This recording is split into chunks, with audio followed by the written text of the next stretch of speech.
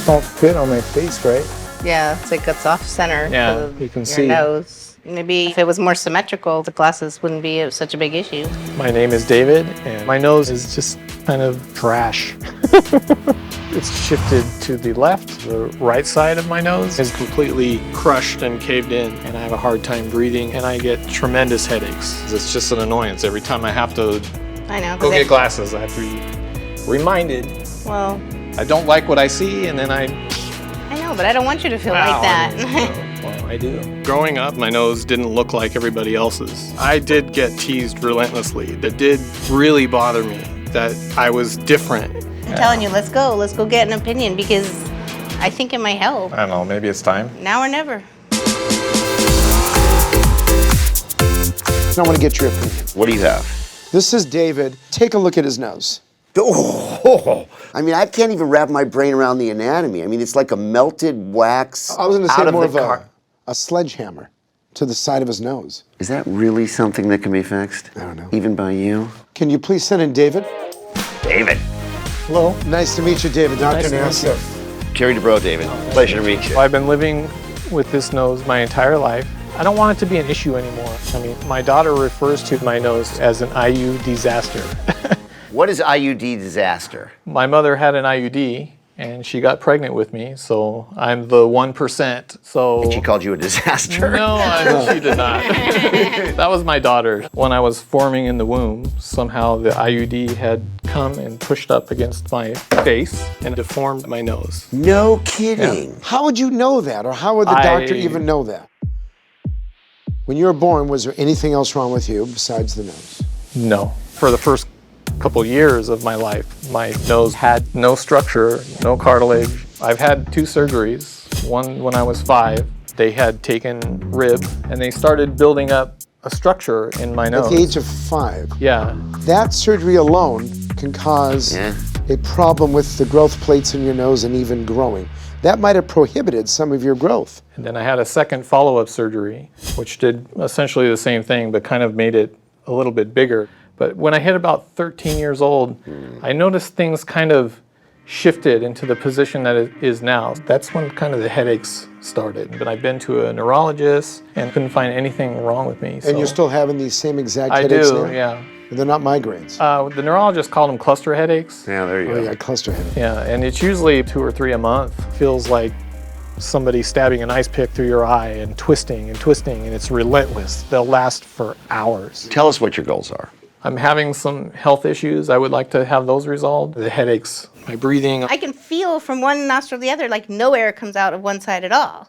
So like even when we were dating, we would be kissing and he would kind of pull away. And at first I'm like, do you not like kissing me? Yeah. And then he basically said, well, when I kiss, it's almost like I'm holding my breath because I can't breathe through my nose. But I mean, I'd like to have some symmetry. What you want is a more normal nose. He wants to blend in. He's not a social person. I'm the more social person. I can see that. He likes to just blend in, doesn't want to go to parties. So the question is, if he gets this fixed, will he turn into like a raving lunatic? Probably at not. The disco.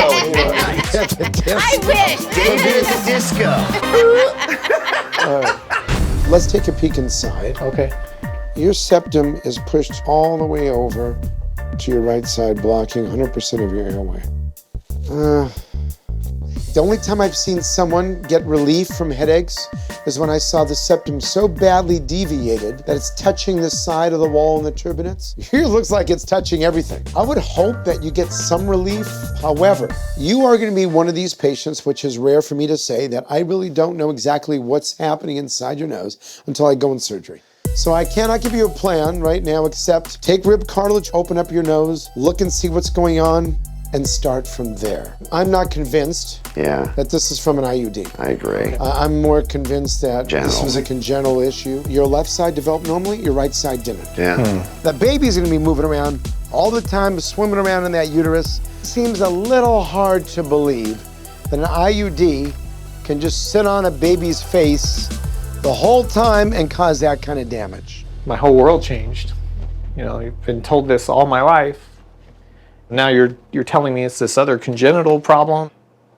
It almost does look like a cleft lip nasal deformity. On that whole side. Because even if you did have an IUD pushing on your nose, that's not going to cause this bone to be way outside over here. It's just not going to cause some of these defects. That's the word that I didn't want to hear. Defect. Well, you're defective now, right? There wasn't something that made you defective. It was just you. It feels awful to have lived 51 years of my life having one story, and then right now, it changed.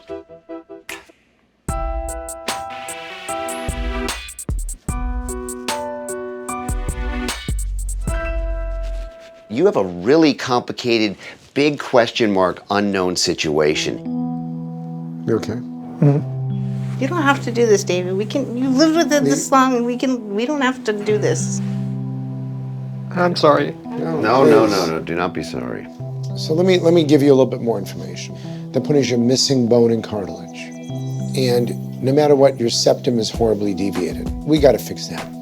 Because if I can get your headaches better, and I don't know if I can, but get your breathing better, get your lifestyle better, that right there, opening up your right airway, is going to do so much good for you. So I want to do that, no matter what, as long as you give me the permission. I think I need it. It's hard to hear that the problem is congenital, but if there's a chance to fix some of maybe the aesthetic problems and fix some of the health problems, I feel very hopeful. Let's be honest, you're worried about Dave and the disco. I'm worried my kids are going to say, what happened to Daddy? Where's Daddy? Daddy is doing the thingy. Yeah. We can't get him off the dance floor. Hard to believe you're going to have a new nose soon, huh? Might sound kind of weird, but I've had this nose for my whole life. So I'm kind of afraid of what my feelings are going to be when it changes.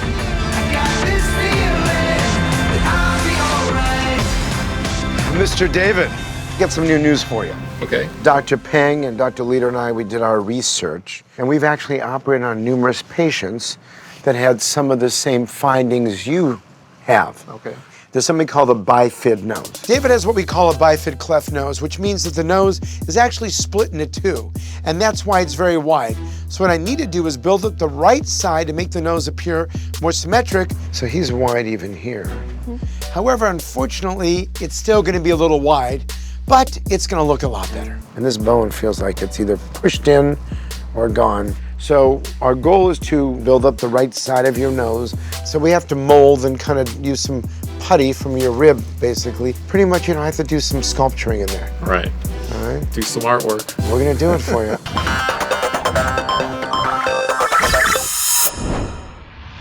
For David's surgery, I will start by opening the nose, while Dr. Peng harvests rib. We will remove the rib that was used in his previous surgeries and then assess the anatomy of his nose. Next, we will fix his deviated septum to open his airway and use spreader grafts to push out the collapsed bone on the right side of his nose. Next, we will use a septal extension graft to lengthen the tip, and finally, a right alar batten graft to add structure to his nasal valve, hopefully leaving David with a more normal-looking nose. Well, how are you? Hey, guys. Hi. Doing well? Tell us how you feeling. I feel like I got punched in the gut right here. It's been painful. I've been feeling all my 51 years. Here, not so great, but here, very painful. But honestly, it's more, I feel good mentally. Breathe for me. Can you breathe?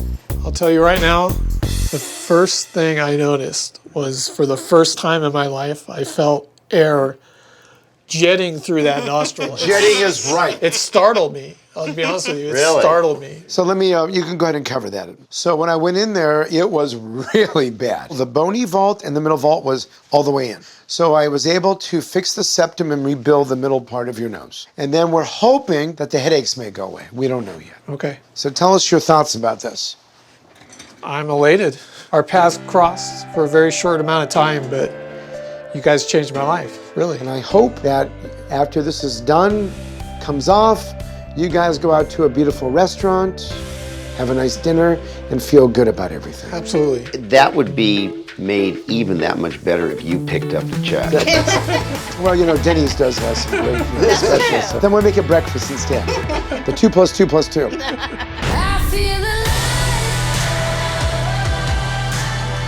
This whole story started when I was in the womb. My mother had an IUD when I was born, and my nose didn't look like everybody else's. All along, I was told that it was the IUD that caused the problem. Dr. Nassif shed light on my unique congenital diagnosis. And now my nose definitely looks a lot better. It makes me feel a lot better, and that's the best thing. The world belongs to us. Beautiful. Happy anniversary. Anniversary. Stuck with me now. Yeah, new nose and all, right? Yeah. Before my surgery, my nose was absolute trash. It wasn't symmetrical, it was shifted to the left. I couldn't breathe, and I was having horrible headaches. I hated looking in the mirror, and I thought that my deformed nose was all that people would see when they'd look at me. But now, not only did Dr. Nassif give me a symmetrical, functional, and good-looking nose, but I'm no longer the family IUD disaster. Well, I've noticed since the surgery, I think your quality of life has definitely improved. You haven't had one headache since August, so Right. that in itself was worth more than anything. Really, that was the most worth it part for me. That was So thank you for pushing me to do something about it. I'm grateful that you're just happier and pain-free, to be honest. Unfortunately, with David's new nose, he's not going to be at the disco dancing on tables, as much as Dr. Dubrow was hoping that would happen. But he is who he is. I've been married to him for 25 years. I'll stay married to him for another 25, even if he doesn't disco dance. You know, all these years, I've kind of had this buffer of the reason to my nose, and I always kind of played it off as like, well, it's not really a defect, it's not a birth defect, it's something that just was there and it happened. Right. And then here we are 50 years later, I know. and the you know, it just got turned the story upside got down. turned completely up on its head. Even though it kind of stung maybe at the moment, I've kind of gotten over it. The reality is the underlying structure was what it was, Right. and Dr. Nassif fixed that problem. He finished the job. I was skeptical at first, and just everybody kind of pushed and did all this for me, and I'm ready to move on from here. Dr. Dubrow and Dr. Nassif, I can't even explain how grateful I am. Thank you. Oh no, how much is it? Oh wow. Aw, Dr. Nassif actually is picking up the tab for our Yes. anniversary Isn't dinner. that incredible? How sweet. Dr. Nassif's paying. We should order another bottle.